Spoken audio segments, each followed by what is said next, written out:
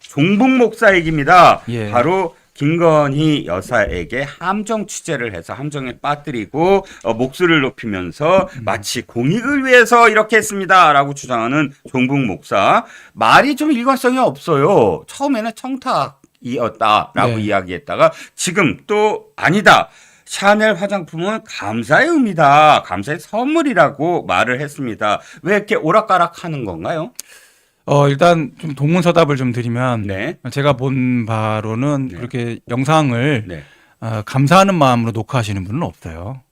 이거 네, 말씀이시죠? 이런 몰래 카메라를 들고 들어가서 감사합니다라고 실제적으로 감사의 뜻이 아니었다는 거죠. 그러니까 어떤 분도 네네. 감사하는 자리를 네. 녹화할 필요는 없습니다. 그렇죠. 네, 진심으로 감사하는 사람한테 그것도 줬을 때 문제 생길 수 있는 소지가 있는 부분을 네. 감사하는 마음으로 영상을 찍어서 보존하겠다는 생각을 갖고 있는 분은 제가 만나본 적이 없어요. 아, 그렇죠. 네, 그거는 둘 중에 하나입니다. 네. 정신이 이상하거나 네. 거짓말하거나. 네. 네. 그건 말이 안 되는 얘기입니다. 네.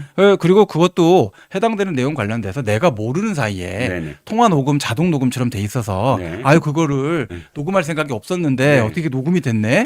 그러면 사실 감사하는 마음을 갖고 있는 분들은 빨리 그거 없애죠. 이 시기에 지금 카메라가 있는지 난 몰랐어요. 네, 네. 이게 녹화가 됐네요. 네, 의도하지 않았어요. 네, 이런 네, 네, 얘기죠. 네, 그렇죠. 예. 그렇게 생각을 하고서는 행동을 하지. 누가 감사하는 마음으로 그거를 놓고 같이 제가 이걸 너무 고마워서 같이 뭐 사진 한번 찍으시죠. 이렇게 할 수는 있지만 그걸 누가 몰래 몰카하듯이 해갖고서는 비밀 그런 촬영 장치를 해갖고 들어가서 목소리 녹음하고 해당되는 녹음이 잘 될까 안 될까 확인하고 해당되는 내용 갖고 나와서 내가 감사의 뜻으로 이렇게 전달했는데 이거를 받아서 서울의 소리 여기서 좀 확인 좀 해주고 얼마나 내가 감사하는 마음이었는지 체크 좀 해주세요. 이건 말이 안 되는 얘기죠. 감사로 똘똘 뭉친 사람이었군요. 그러니까.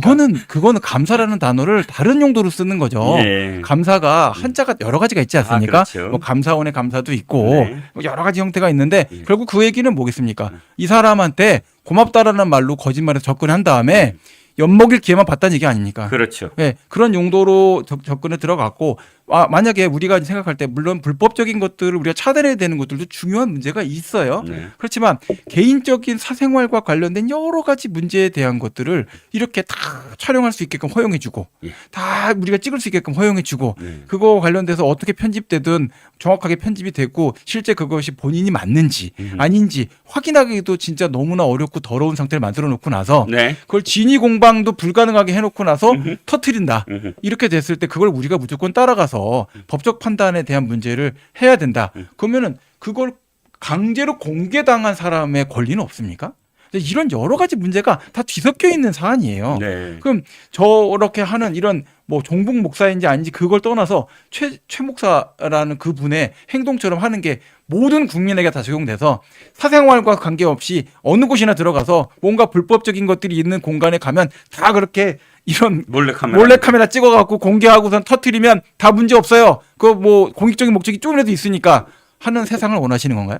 아무도 원하지 않아요.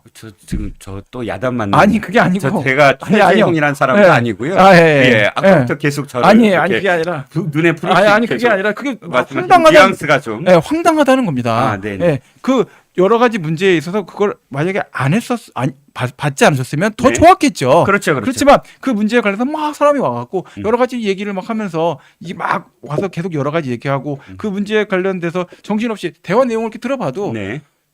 대화에 집중을 못해요. 그렇죠. 네, 집중을 못하는 상태에서 혼자 막 떠들면서 뭐 이걸 막 녹화한 거예요. 이와 같은 행동들이 과연 우리나라에서 어느 정도 허용이 될 수 있는 범위 안에 들어가 있다라고 한다고 할 때 이게 과연 통신비밀보호법을 우리가 이렇게까지 보호해줘야 됩니까? 그렇죠. 네. 민주당은 지금 당장 몰래카메라가 든 시계를 5천만 개를 만들어서 전 국민한테 다 나눠주고 모두 다 이제 몰래카메라로 어느 사람이든 어느 집이든 들어가서 다 이렇게 취재한 다음에 공익이요 하는 세상을 만들어라.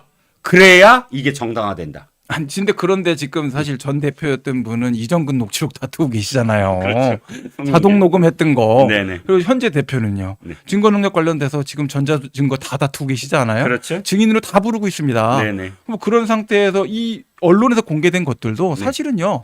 최소한 해시값 따져봐야 돼요. 네. 무결성이 있어야지 이것도 맞는 거죠. 그렇죠. 원본 자료도 아닐 수도 있다며요. 그렇죠. 그럼 조작했는지 아닌지 네. 어떻게 알아요? 네네. 그거 해당되는 내용과 관련돼서 솔직히 뭘 어떻게 설명을 해야 되는지는 네. 일단 이 영상 촬영 자체가 적법한지도 중요하지만 네. 이게 진짜 맞는지도 확인이 돼야 되는 거예요. 그렇습니다. 근데 문제가 생겼을 때 음흠. 김정숙 여사처럼 그 문제를 명예훼손으로 먼저 고소하는 거 그게 사실은 영부인의 자리에서 급하게 선택할 수 있는 문제는 아니잖아요. 그렇죠. 이 문제와 관련돼서는 최소한은 언론 담당자들이거나 네. 또는 그 사안 관련해서 수사하는 수사기관에서 네. 무결성 문제부터 정리를 해서 아하. 이 자료를 믿을 수 있다. 아하. 아니면 해당되는 내용이 편집이 됐다. 네. 어떤 내용으로 편집이 어떻게 됐는지에 대한 네네. 것들이 확인이 불가능하다. 네. 그러면 이건 사실은 네. 더 이상의 조사 가치가 없어질 수도 있는 문제인 거예요. 그렇죠. 예. 예, 일단 그 문제는 검찰이 서울의 소리로부터 원본 파일을 요청을 한 걸로 알고 있고요. 또 네. 백은종 서울의 소리 대표라는 자는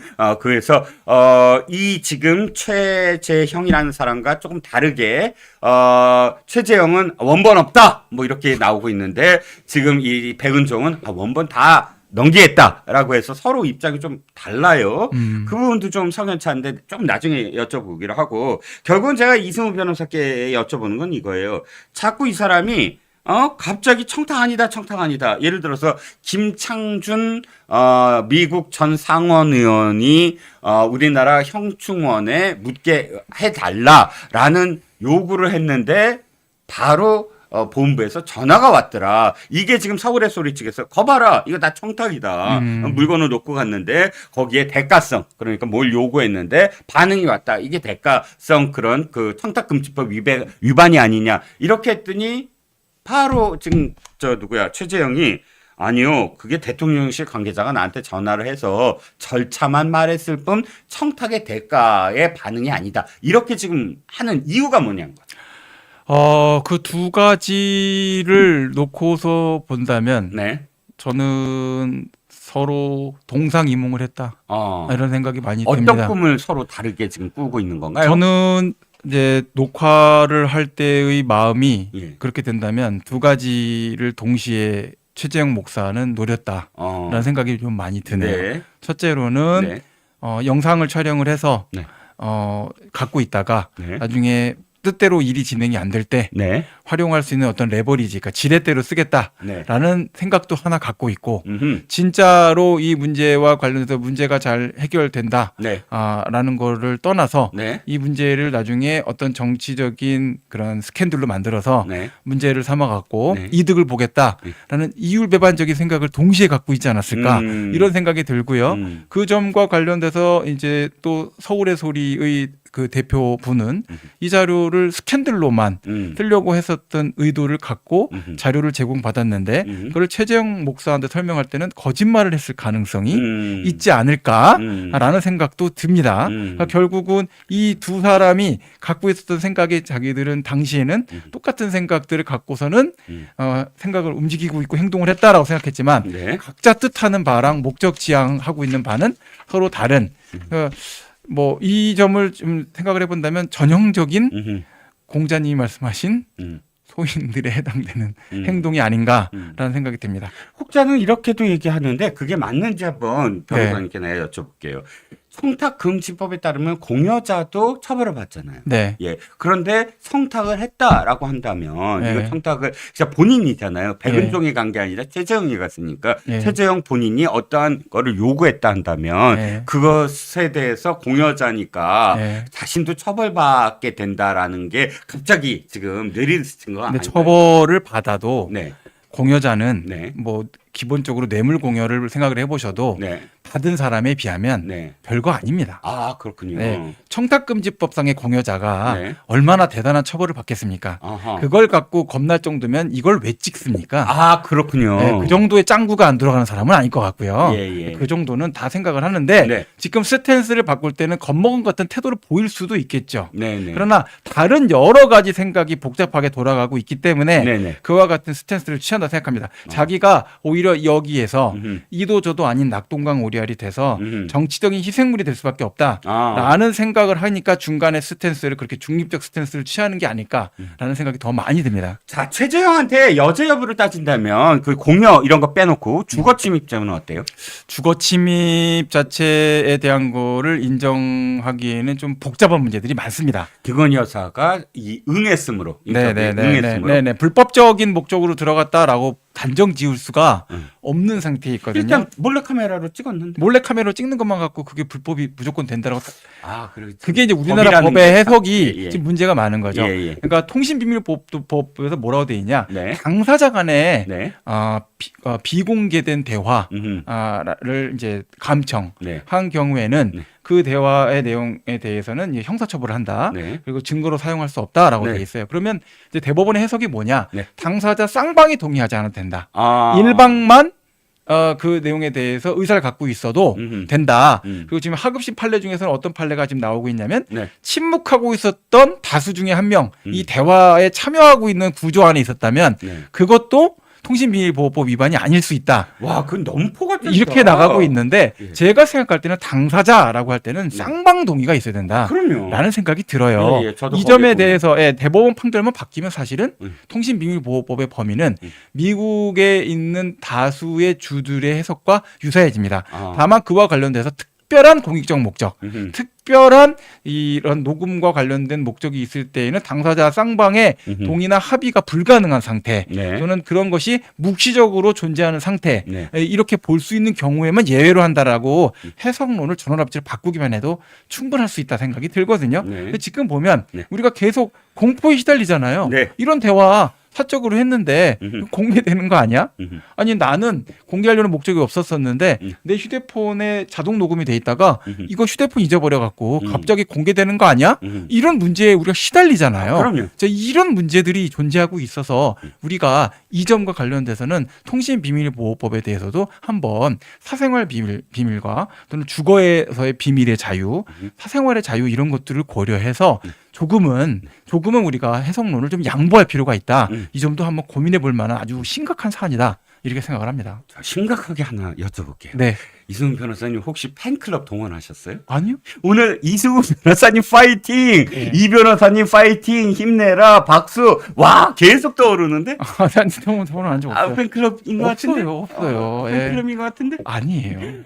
그만큼 오늘 이재용 변호사님이 파이팅 넘치게 정말 사실과 진실과 그 다음에 정황까지 전부 다 이렇게 연결시켜갖고 쏙쏙 알기 쉽게 말씀을 해주셔갖고 와 팬들이 생기는 것 같아요. 막 파이팅 보세요.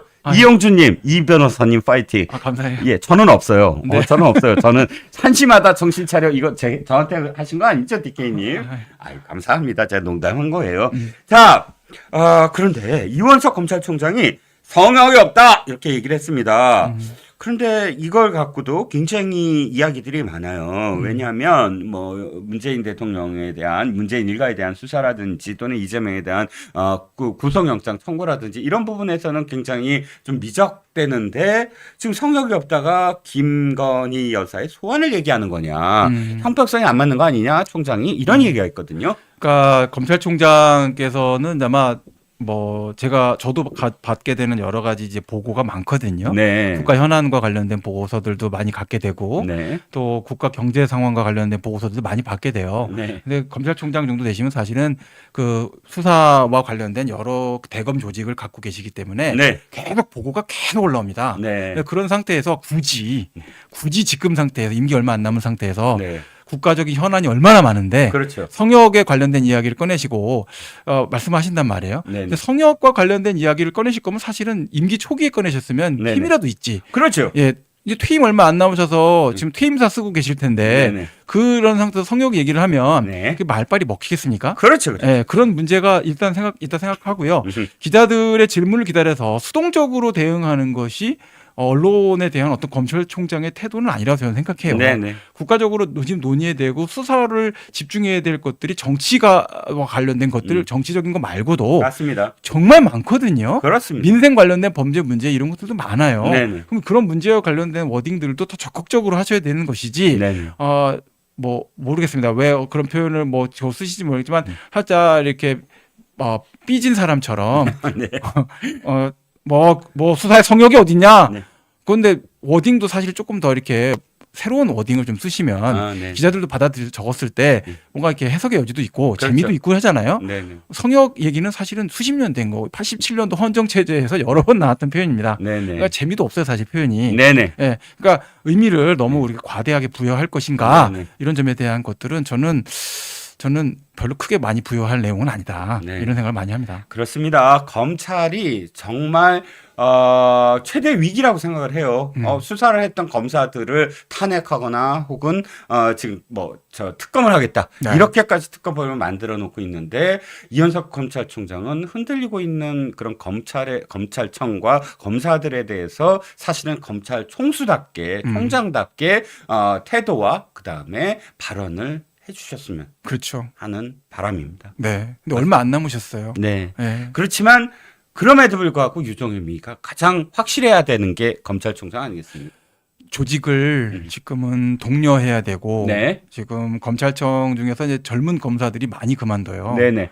그런 형태가 사실은 수족이 될 수 있는 검사들이 많이 떠난다는 얘기인 거거든요. 그렇습니다. 그러면 앞으로 미래가 검찰 조직과 관련돼서는 암흑기가 올 수 있다는 얘기예요. 그렇습니다. 네, 그런 점들을 오히려 설명을 하면서 국회도 설득을 하고 이런 문제들에 대한 거를 따지셔야 된다 생각이 되고요. 네. 그런 점에 있어서의 성역을 얘기하신 걸 거다라고 저는 기대해 보고 싶습니다. 예, 저도 마지막까지 그래도 기대를 해보겠습니다. 왜냐하면 옛날에 정말 유능한 검사 중에 한 사람으로 꼽혔던 사람이거든요. 그렇습니다. 예, 삼성 엑스파일도 그렇고 어쨌든 굴하지 않고 정말 올곧게 수사를 벌였던 그런 그 과거들을 제가 기억을 합니다. 그래서 검찰총장으로서도 유정의미를 꼭 거두시기를 네. 바랍니다. 아마 아시다시피 지난 한 3주 전이었습니까? 이화영 대북 송금 재판 검찰에서는 15년을 구형을 했습니다. 네. 최 변호사님께서 우리 감으로 실무가의 감으로 몇 년 정도 선고될 것 같습니까?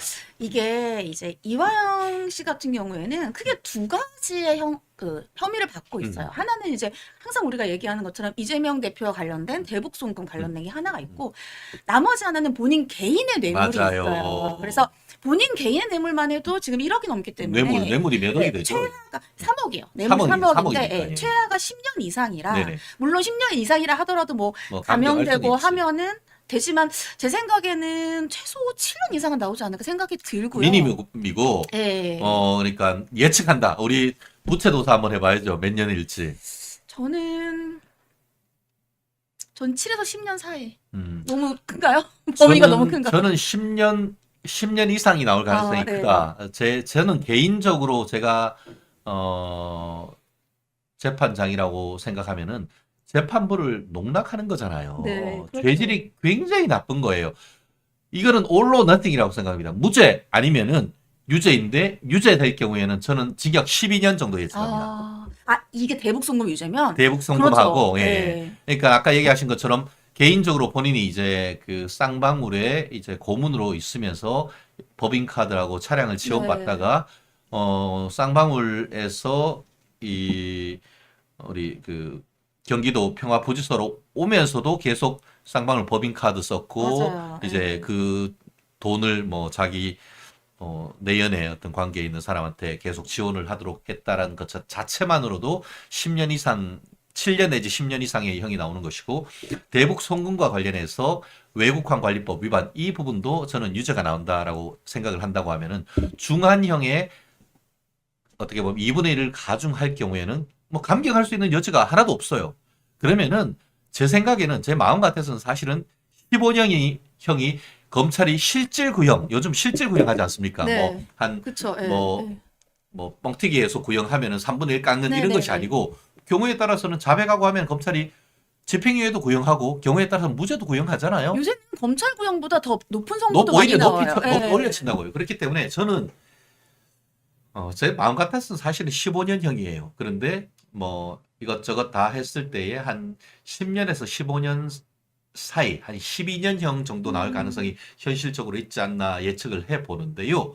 제가 맞으면은 제가 그 커피 쿠폰 제가 쏘겠습니다. 대신에 우리 최 변호사님도 한번 그러면 진지하게 커피 쿠폰 써야 되면 좀 더 진지하게 얘기해도 되나요? 그러면 10년 하겠습니다. 아, 네. 올라갔어. 좋습니다. 예. 10년 한번 하겠습니다. 10년 설, 12년 설이 있는데 10년이나 12년이나 굉장히 중요입니다. 근데 이것은 이게 이화영이 지가 뭘 하려고 했습니까? 지 대장, 대빵. 그렇죠. 이재명이 대통령 플랜 아닙니까? 그러면은 이화영이 10년, 15년이면은 이재명은 몇 년이에요, 도대체?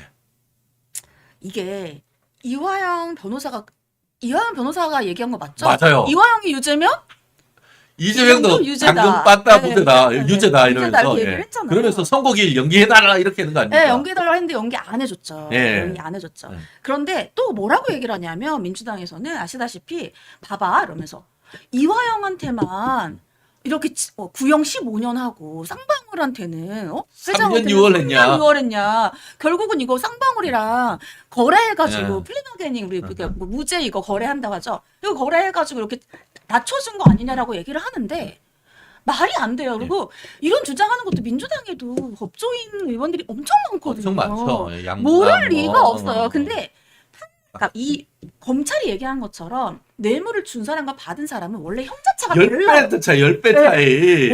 원래 법에 정해져 있는 어. 형자차가 달라요. 네. 그러니까 이화영이 더 많은 구형을 받는 건 당연한 예, 거예요. 예. 법에 정해져 있고 네. 그리고 얘기를 한 것처럼 그 당시에 권력에 있는 사람이 검찰이 얘기한 거예요. 권력의 사람이 협박을 해서 돈을 받아온 것 자체가 굉장히 죄질이 안 좋다라고 해서 구형을 더 받은 것이기 때문에 민주당이 주장하는 것처럼 쌍방울이랑 둘이 짜가지고 이재명 대표를 궁지에 몰아넣는 것이 아닌가?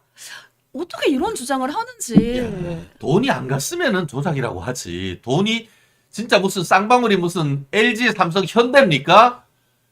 구멍가게라고 할 수는 없지만 우리 쉽게 말하면 빤스 팔아가지고 만든 기업 아닙니까?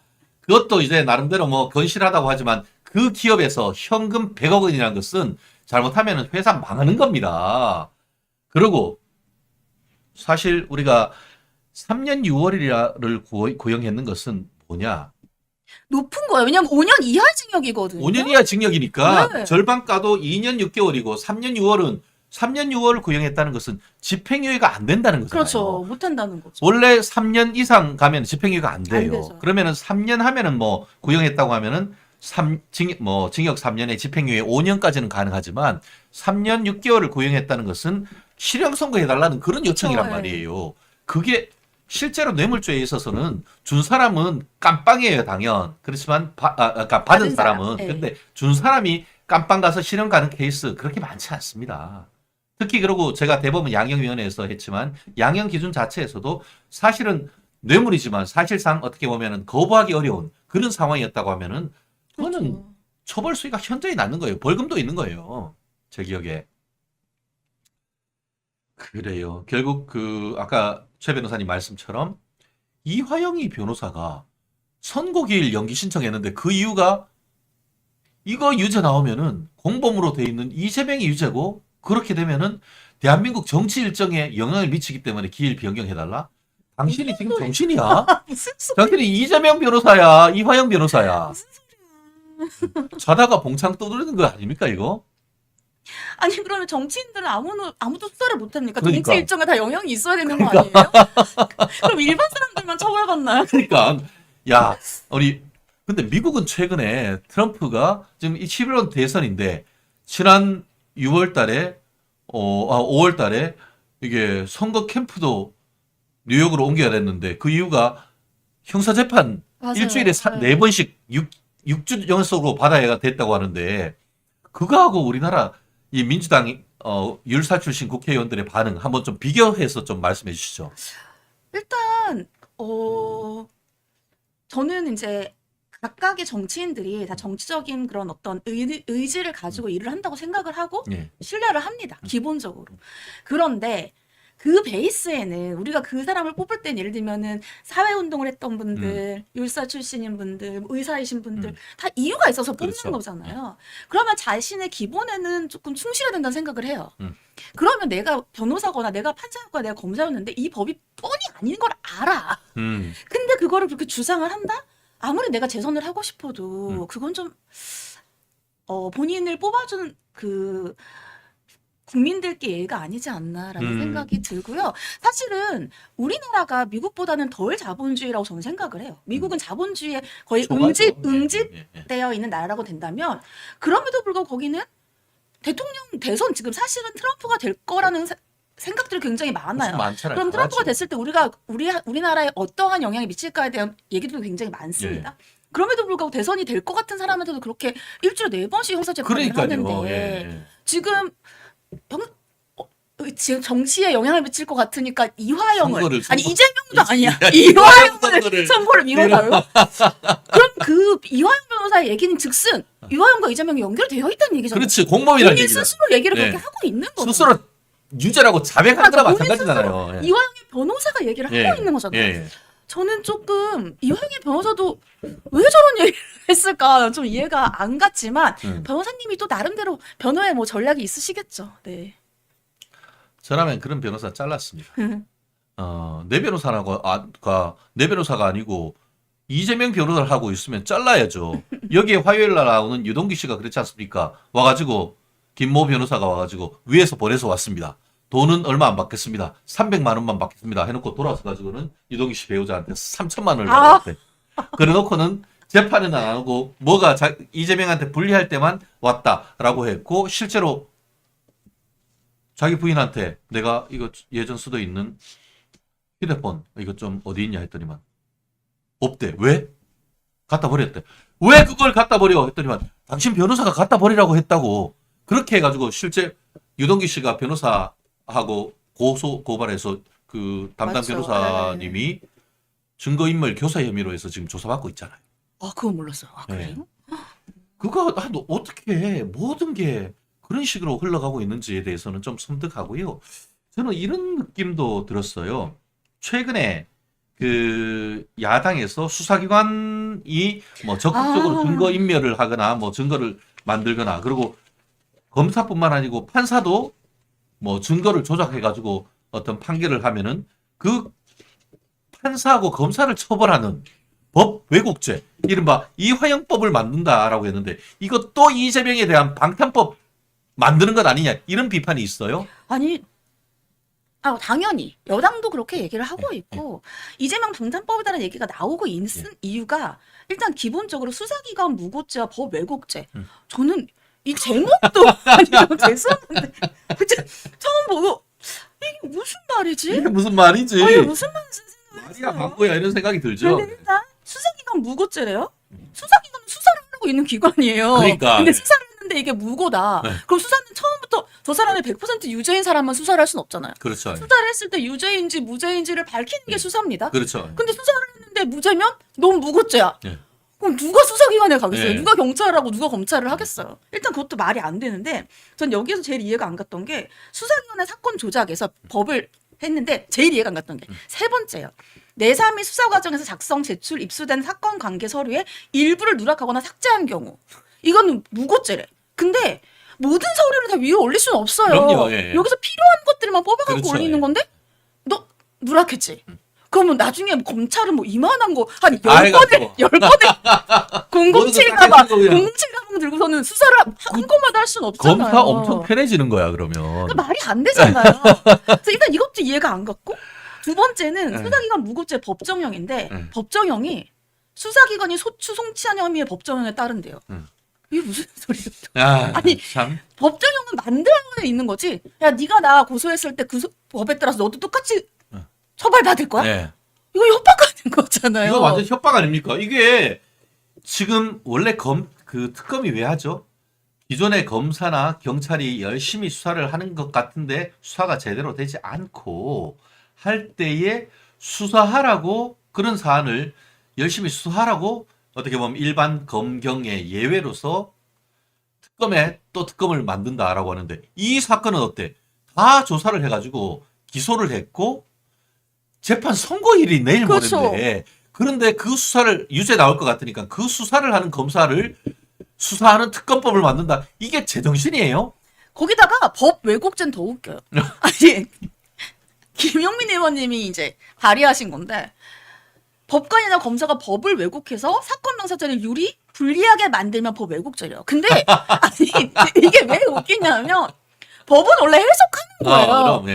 판사의 직업이 법을 해석하는 거야. 예, 예. 근데 법을 해석했는데 상대방에서 내 법의 해석이 나한테 불리하대. 그럼 넌 법 왜곡죄야. 난 너를 고소하겠어. 자기가 민사에서 패소하면은 법 상대방하고 왜곡한 거지. 판사를 항상 고소해가지고 판사가 재판 그 수사 받으러 맨날 다니게 하는 판사는 그러면 법원에서 나올 수가 없어요. 나올 수가 없어. 일해야 되고 어. 재판 받아야 어. 되고. 1심에서 2심으로 바뀌면은 1심 판사는 달달달달 떨어야 돼. 그러니까요. 이런 법이 어딨어? 아니 그 법을 왜곡한다는 것 자체 너무 이상해. 당사자를 유리 또는 불리하게. 네. 그럼 법 둘 다- 왜곡하는 아니, 그건 누가 유리하건 판결합니까? 불리하건 누가 결정합니까? 그거는. 항상 법 왜곡죄. 왜냐면 네. 유리 또는 불리밖에 없어요. 네. 우리나라는 네. 법을 해석하는데 네. 판사는 그게 직업이지만 음. 누구한테 유죄를 하거나 유죄라면 불리한 거고 어. 무죄라면 유리한 거지. 어. 언제든지 이 사람은 법 왜곡죄. 그러니까 언제나 판사 검사는 법 왜곡죄에 1심, 2심, 3심 다 그냥 일사천리로 유죄가 되거나 무죄가 되지 않으면 유죄가 안 되면은 이런 거야. 1심 판결, 2심 판결, 3심 판결이 똑같지 않으면은 달랐던 판사는 법 왜곡죄로 처벌되는 것이고 기소를 했는데 무죄가 나오면은 검사죠. 수사 검사하고 재판 검사는 맞아요. 다 법 무고죄, 왜곡죄로 무고죄. 다 처벌되는 맞아요. 거야. 이런 멍청이 같은 법이 어디 있어요, 이게. 아니 이래가지고 누가 지금 수사를 하고 누가 판결을 하겠어요. 그러면은 다 판결을 해놨는데 헌법재판소에 갔더니만 법원 판결이 잘못됐네. 그러면은 1, 2, 3심 다 같이 1, 2, 3심 무슨 법 왜곡죄로 나같이 이런 멍청이 같은 법이 어딨냐고. 이것도 그래요. 일단 수사기관 무고죄랑 법 왜곡죄 자체가 이해가 안 가는 법안 발의지만 그렇다 칩시다. 국회의원께서 발의한 걸 제가 뭐라 할 수는 없고. 근데 이거를 왜 하필이면 지금 발의하냐고. 그러니까 이재명 방탄법이라는 법이란 얘기가 얘기가 나오는 거죠. 그러니까 지금 7일에 선고인데 7일 선고는 이재명 대표 관련돼 있지 않지만 이화영 전 도지사 전 부지사와 관련돼 있는 것이고 그럼 결국은 그게 연결될 수 있으니 주의해라. 우리가 지켜보고 있겠다. 발의하겠다 이거잖아요. 그래서 이게 굉장히 이런 부분들에 대해서는 너무 이제 법원이랑 검찰을 압박하는 게 아닌가라는 생각이 듭니다. 그렇습니다. 이 떨거지들 빨리 청산해야 됩니다. 라고 하면서 김henry 님이 말씀해 주셨고요. 두 최 변호사를 최고의 변호사라고 이렇게 얘기해 주셔서 네, 감사합니다. 이해 쑥쑥?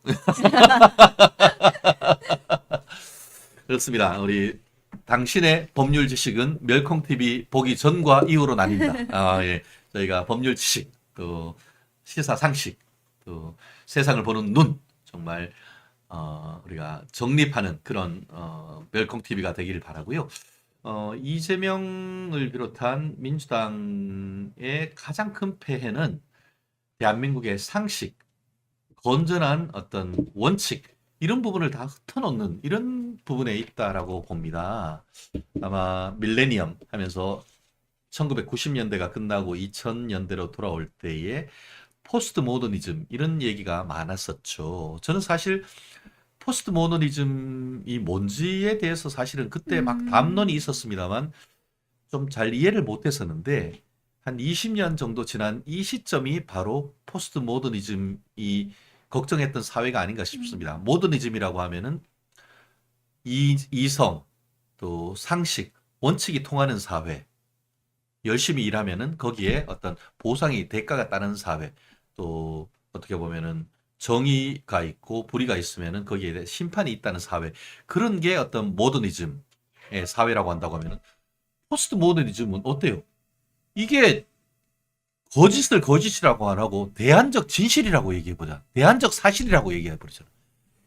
그러면서 어떤 삶의 정당한 기준을 다 무너뜨려가지고 헌법의 원리 자체가 자유민주적 기본 질서가 다 무너뜨려버리는 이런 어떤 몰상식이고 몰염치인 이런 어떤 정치 세력에 대해서 국민들이 뭔가 어떤 심판을 해야 되는 거 아닙니까? 최 변호사님은 이런 철학적인 담론이라는 측면에서는 현재 어떤 이재명의 민주당의 어떤 그런 입법 정책, 사법 대응 이런 부분을 어떻게 판단을 해야 된다고 봅니까? 제가 참 철학에 대한 지식이 없습니다. 그런데 철학에 대한 건 지식은 아니고 일반적인 국민으로 생각을 한다면 저는 눈 가리고 아웅이라고 생각해요. 이런 것에 대해서. 국민이 지금 이렇게 되게 보기 좋은 말로 얘기를 하고 현혹을 시킨다고 해서 그 국민들이 그걸 과연 모를 것인가? 지금 말씀드린 것처럼 우리 아까 앞에서 법 왜곡죄 그리고 수사기관 무고죄 얘기를 했지만 지금 민주당이 뭐라고 했냐면 이제 앞으로 조국 사건과 대장동 50억 클럽도 특검을 추가하겠다라고 얘기를 하고 있어요. 본인들이 이번에 굉장히 많은 석을 가져갔기 때문에 의석을 가져갔기 때문에 마음대로 할 수 있다고 생각을 하는 거죠. 그랬을 때 저는 조국 사건 그렇다고 넘어가고 대장동 50억 클럽을 특검을 하면 본인들한테 전 불리할 것 같은데 이걸 왜 특검을 할까라고 전 좀 이제 의아했어요. 이런 것들을 지금 그냥 새치어로 예를 들면 우리는 문제가 없어. 뭐 그러니까 여당이 우리를 그 당시엔 야당이었죠. 우리를 지금 탄압하는 거야라고 얘기를 하는 게 맞는 것인가?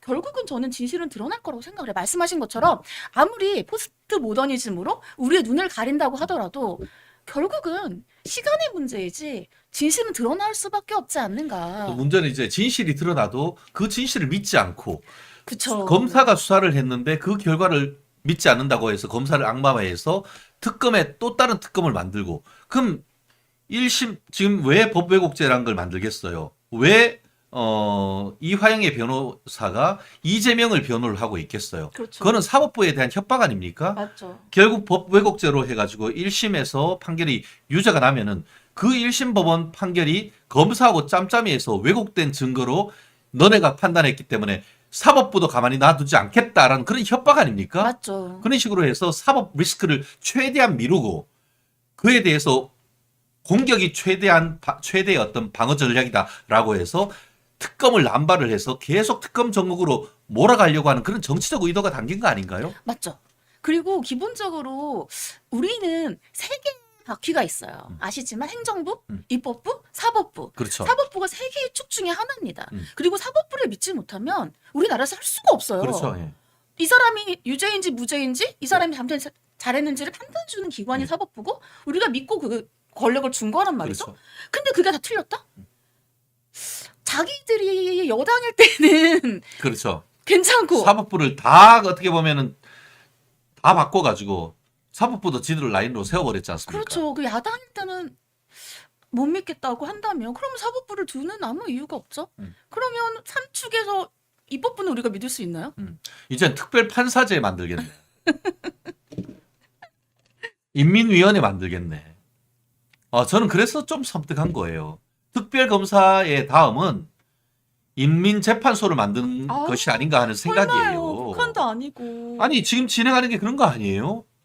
지금 검사 못 믿어가지고 특별 그 상설특검도 못 믿겠다고 하니까 상설특검에 또 특검을 만드는 것이고 이제 재판으로 넘어가지고 재판에서 판결이 못 믿으면 그 다음은 북한식 인민재판소 아닙니까? 그렇기 때문에 여기서 브레이크를 국민의힘에서 걸어줘야 되는 거 아닙니까? 걸어줘야죠. 이거는 말도 안 돼요. 아마 제가 생각했을 땐 김용민 의원님도 그걸 발의하시면서 통과될 거라고 생각 안 하셨을 것 같아요. 통과되려나요? 이게 통과되면은 역사에 죄를 짓는 거 아닙니까? 다시 말씀드리지만 법 왜곡죄는 법을 왜곡해 사건 당사의 유리 또는 분리. 유리 아니면 분리 둘 중에 하나예요. 네. 그거는 없어. 항상 법 왜곡죄에 노출되어 있는 네. 사람인 거예요. 이게 어떻게 헌법 개정안을 심지어 발의 준비 중이래요. 형법이 이렇게 된다고? 형법에서는 명확성의 원칙이라는 게 있는데 그렇죠. 예. 우리가 누굴 처벌하려면 명확하게 법조항에 써 있어요. 근데 법조항이 유리 또는 분리? 이게 그렇죠. 명확성의 원칙이 위반되는 거 아니에요? 그렇죠. 명확성의 원칙. 그래서 그 보이드하기 때문에 보이드하다. 한마디로 명확성의 원칙. 죄형 법정주의는 죄와 형은 법으로 정해놔야 되고 그렇기 때문에 죄형 법정주의에 위반해서 무효할 때에 불명확하기 때문에 위헌이다 이런 법리가 그렇죠. 있잖아요. 그러니까 unconstitutional한데 네. 이게 왜냐하면은 보이드하기 때문에 이게 예, 모호하기 베이그하기 때문에. 때문에 예, 베이그 이게 모호하기 때문에 위헌이라는 그런 법리가 있습니다. 이런 위헌적 법률을 만드는 것 자체가 사법 방해 아닙니까? 이런 법조인이라는 탈을 쓰고 만든다는 사실 자체가 저는 같은 법조인으로서 정말 자괴감을 느끼지 않을 수가 없습니다. 저는 저희가 이제 배울 때 사법에 대해서는 어떠한 그 판단에 영향력을 미치지 않아야 된다. 그래서 원래는 언론도 영향을 미치면 안 돼요. 그렇잖아요. 사법은 그냥 독립적으로 그렇죠. 예. 자신들이 거기에 대한 법에 따라서 해석을 해서 판단을 해야 된다. 그래야지 일반 국민들한테도 더 좋습니다. 당연히 어떤 영향을 미치면 안 돼요. 그런데 저는 최근도 아니죠. 좀 꽤 됐습니다. 어떠한 이제 정치적인 관련된 재판을 하면 꼭 그 판사님에 대한 막 그런 이 사람이 누구고 뭐 했고 어디 살고 이름이 뭐고 막 이런 그 신분이 노출이 돼요. 그러면은 거기에 대해서 사람들이 막 뭐 댓글 달고 이러면 그렇죠. 그 판사는 당연히 스트레스를 받겠죠. 그렇죠. 그러면 언론에 그거에 영향을 미치는 수밖에 없는 상황이 네. 되는 거예요. 저는 이것도 되게 사법부의 독립을 저해한다고 생각을 하는데 그거는 그냥 어쩔 수 없는 사회적 현상이니까 그렇다고 저는 그것도 막아야 된다고 생각을 하지만 근데 이제 법을 만들어서 아예 판단을 못하게 한다고 한다면 과연 사법부의 독립이라는 제도가 왜 있는지를 잘 모르겠습니다. 그렇게 되면은 아마 그렇게 될 거예요. 애매하고 힘든 정치적 사건은 안 하죠. 계속 미뤄져지는 거지. 그렇죠. 그럼 재판, 그러니까 그거 노리는 거라니까요. 대선 있을 때까지 이재명 재판을, 수사를 최대한 미루려고 하는 것이 이재명 방탄 특검이고 법 왜곡죄고 도도하게 그런 민주당의 큰 흐름, 그분만을 옹위하고 보호하기 위한 입법, 그런 것을 어떻게 우리가 반박할 수가 있을까요? 참 정말 좀 열받고 화가 나네요. 최단비 변호사님 열받아서 혈압 올라가요. 아니요. 안 올랐어요. 아주 평안한 상태입니다. 아, 그렇습니다. 참 이재명 한 명 때문에 이 나라가 어디로 이렇게 법이 망가져 가나, 하루빨리 구속하라. 말씀드렸듯이 6월 7일 이 화형에 대해서 유죄 판결이 나면은 그 다음 타겟은 이재명입니다. 아직까지 수원지방검찰청에서 이재명을 한 번도 소환한 적이 없습니다. 그렇기 때문에 1심 법원이 유죄 판결이 선고가 되면은 그 다음 수순은 이재명 민주당 대표를 경부선 타고 뷰 좋은 광교 호수가에 있는 수원지방검찰청으로 소환하는 날이 멀지 않았다. 어떻게 생각하십니까? 아, 근데 소원은 뭐 예를 들면은 저나 뭐 최진영 변호사님이 뭐 민주당에 대한 뭐 그런 게 있어서 그런 게 아니라 예. 소환은 당연히 해야 되는 당연히 거예요. 해야 되는 거예요. 네, 지금 왜냐하면 사건이 진행되고 있기 때문에 사건이 진행됐는데 소환을 안 하는 것 자체가 특혜가 될 수 있으니까 소환은 당연히 수순이라고 생각합니다. 그렇죠. 네. 문제는 그 다음 이재명에 대해서 구속영장 칠까요? 저는 검찰이 굉장히 부담을 가질 거라고 생각을 해요. 솔직히 얘기하면. 왜냐하면 예전에는 대선 주자였고 이번에는 거대 야당의 대표이고 여기다가 지금 의원들도 이렇게 발의를 하고 있고 그 검찰이 굉장히 부담을 느끼겠죠. 그래서 저는 구속영장까지는 조금 안 하지 않을까. 그러니까 최대한 불구속 상태에서 수사를 하지 않을까. 그러면 앞으로 제3자 뇌물죄 수사가 될까요? 그럼 박근혜는 왜 구속했죠? 도주 우려가 있었습니까? 뭐 증거인멸 우려가 있었습니까? 이 화형은 이재명이 관련해가지고 처음엔 딱 잡아댔다가 나중에 자기 입으로 2013년 6월 14일 6월달 전후로 해서 4번인가에 걸쳐서 술술 이재명한테 다 보고했다는 거 얘기했다가 말 바꿨죠. 말 바꿨잖아요. 네. 그게 증거인멸 우려 아닙니까? 그러면 구속영장 쳐야 되고 구속영장 발부해야 되는 거 아닙니까? 그렇죠. 그러니까 다시 앞에 우리 주제로 또 돌아가면 그러니까 수사기관 뭐 예를 들면 무고죄 이런 것들로 인해서 자꾸 압박을 하는 거죠. 검찰 입장에서는 부담을 가질 수밖에 부담이 있다 없는 하더라도 안 그래도 우리 상황이 댓글에서 그걸 물었습니다. 지금 현재 검찰총장 어떻게 생각하십니까? 라고 얘기를 하셨는데 어제 뭐 기자들이 묻는 김건희 여사에 대한 뭐 소환 가능성에 묻는 거에 대해서 누구도 법 앞에 예외가 될 수가 없고 없다. 특혜가 있을 수 없다라고 얘기를 했지 않습니까? 그렇다고 하면은 이재명 주범이 아닌 공범인 이화영이 지금 깜빵에서 지금 오래 썩고 있고 실형 나올 가능성이 매우 높은데 물론 뭐 무죄 뭐 본인들이 무고하다고 하면서 무고하면 빨리 선고 받아야 되는 거 아닙니까? 그런데 연기해달라는 게 웃기긴 한데 만약에 유죄가 나고 그 이유가 이재명이 직접 관련돼 있다는 것 된다고 하면은 소환 조사해야 되고 이원석 검찰총장이 결단을 내려서 구속영장 청구에 도장 찍어야 되는 거 아닙니까? 그렇죠. 이원석 총장 얘기는 사실은 그때 이제 김건희 여사와 관련되어서 이제 질문을 했어요, 기자가. 그랬을 때 그냥 원리 원칙을 얘기한 겁니다. 그 누구도 법 앞에서는 예외일수 없다. 그러니까 내 말은 그 말이에요. 네, 맞죠. 그렇다고 한다면은 그 민주당에서는 김건희 여사도 당연히 소환 조사해야 되는 거 아니냐, 왜 특혜를 주느냐라고 했을 때에는 본인들이 그런 얘기를 했을 때에는 이재명 대표도 똑같은 그 위치에 있어야겠죠, 당연히. 그렇죠. 법 앞에는 예외가 없습니다. 이게 외국환 관리법하고 뇌물죄는 굉장히 죄질이 나쁩니다. 왜 외국환 관리법이 죄질이 나쁘죠?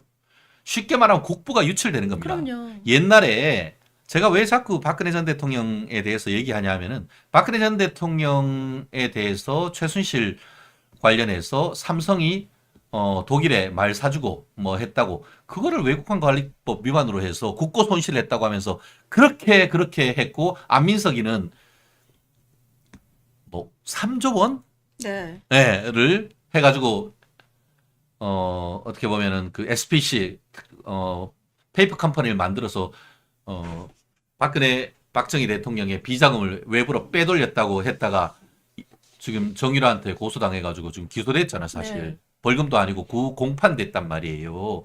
똑같은 사안이에요 이게. 800만 불이면 100억이 넘습니다. 그렇죠. 그리고 자기 밑에 있는 이화영이가 쌍방울로부터 뇌물을 3억 원이 넘도록 받아먹도록 했는데 이재명이가 모르고 있었다고 면책이 됩니까? 관리 못한 거에 대한 책임져야 되는 거 아닙니까? 그것도? 그렇죠. 그러니까 지금 이제 검찰에서 제일 중요한 거는 이화영이 유죄를 받는 것도 중요하지만 이화영과 이재명 대표의 연결 관계를 입증하는 게 중요하죠. 지금 저희가 사실은 공소장을 보지는 못했습니다만 언론을 통해서 나오는 걸 보면 공소장에도 이제 둘이 공범이라는 걸 적시되어 있다라고 해요. 그렇죠.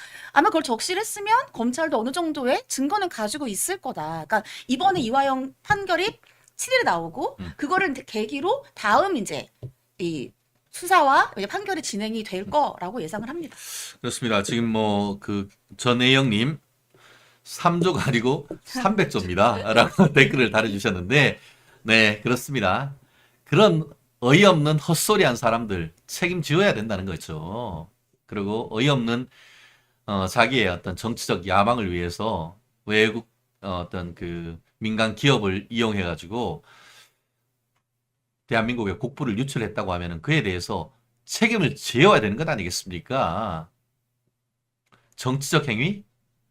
아니 뭐 정치적 행위 이른바 통치 행위는 안 된다며요. 하물며 대통령도 아니고 일개 본인들 말로 일개 경기지사가 통치 행위 합니까? 정말 어이가 밥 말아 먹네요, 진짜. 예, 그렇습니다. 댓글 많이 남겨주셔서 너무 감사하고요. 통치행위라고 하면은 이제 여러분들 다 아시겠지만 통치행위는 이제 보통 이렇게 뭐 국가를 운영하거나 아니면 예를 들면은 뭐 시도지사를 운영하거나 이렇게 했을 때 내가 어떠한 판단을 내릴 수 있을 때 그 판단의 범위 내에서 그렇지. 그 판단을 했을 때는 어느 정도를 면책해 주는 것이지 위법을 인정해 주는 건 그렇죠. 아니에요. 예. 그럼 통치행위는 위법 행위와는 다릅니다. 그래서 만약에 검찰에서 위법이라고 판단을 한다. 그러니까 법원에서 판단한다면 그건 통치행위의 범위를 벗어나는 거죠. 그렇죠. 통치행위란 건 쉽게 말하면 전쟁 중에 이제 이쯤에서는 결단을 통해 가지고 이제 휴전하자, 맞습니다. 종전하자 네. 이런 걸 얘기를 하는 거지. 북한에 돈 빼갔다 통치행위가 정당하다고 하면은 왜 쌍방울 직원들 책에 허리춤에 그러니까. 달러 바꿔가지고 중국으로 간 다음에 중국 화장실에서 돈 찾아가지고 하나하나 차곡차곡 모은 다음에 돈을 갖다 상납을 하냐고.